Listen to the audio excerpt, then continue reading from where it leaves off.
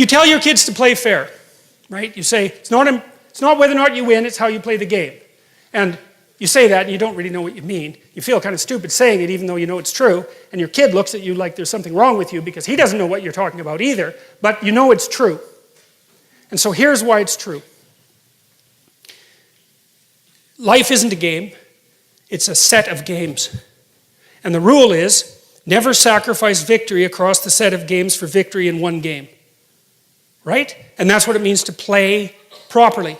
You want to play so that people keep inviting you to play, because that's how you win, right? You win by being invited to play the largest possible array of games. And the way you do that is by manifesting the fact that you can play in a reciprocal manner every time you play, even if there's victory at stake. And that's what makes you successful across time. And we all know that, and we even tell our kids that, but we don't know that we know it.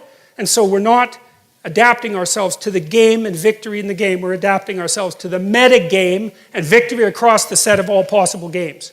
And that's that's exactly what, as far as I can tell, that's exactly what this is aiming at too. That's the same idea, that there's a mode of being that transcends the particularities of the localized contest. That's the other way to think about it. And to act morally is not to win today's contest at the expense of the rest of possible contests.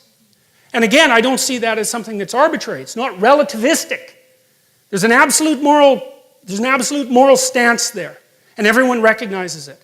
And I also think it's the key to success. And I would also say it's very much akin in a strange way. Like the person who is the master at being invited to play the largest possible number of games is also the same person. I haven't quite figured out the precise relationship between these two, is also the same person that goes out forthrightly to conquer the unknown before it presents itself as the enemy at the door. They're the same thing.